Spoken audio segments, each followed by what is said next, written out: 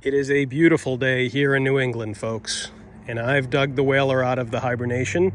I actually took it out a couple weeks ago, but it's early May 2022, and I wanted to share with you guys the way I hooked my steering up, because I've had a lot of questions on it different places.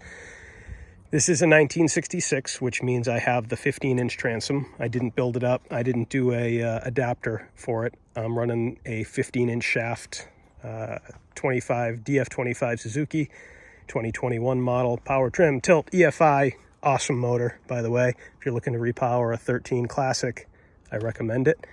But the issue came up, how did I hook up my steering? So I wanted to share that with you guys.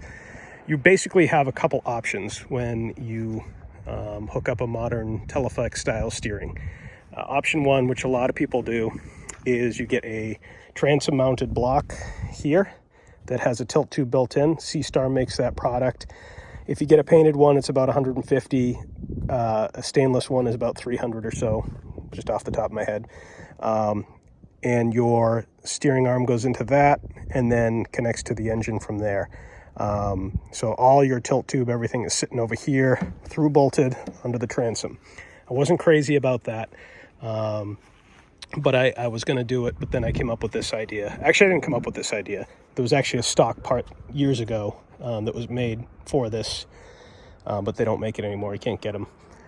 So the other option that people do, like I said, is they notch this out, and don't do that.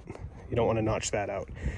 So I came up with this solution based on what other people had done. This isn't original with me. I took some aluminum stock here, and what I did was I took the jam nuts off the original tilt tube here, and I brought out about roughly 4 inches, just enough to clear the motor bracket and enough to clear my transom. And over here I have a tilt tube off of a parts motor. This is actually from a 1980 Johnson 35 horse. I have a couple parts motors laying around, but I took that off of there, painted it black, and ran obviously holes through it so that I could run the tilt tube through this piece of aluminum stock on each side. And then you can see on this side a stock jam nut off a tilt tube right here. And these are, I forget what these are called, slip bearings or slip collars on the inside. And you just crank them down, tighten them once you get them on there, and you get that squeezed in there. Once you get that hooked up, you run the steering arm through, hook it up. You got plenty of clearance. It does not hit on my transom. I can put my trim and tilt up, no issues at all. It goes right up with it. And it's very secure, very solid, steers very well. And I think it looks fairly clean. Obviously I could clean it up a little more, make it look nicer, but I just threw some rattle can paint on that, and that's how I have it hooked up. Works great for me. Like I said, years ago they did make a part that was perfect for this.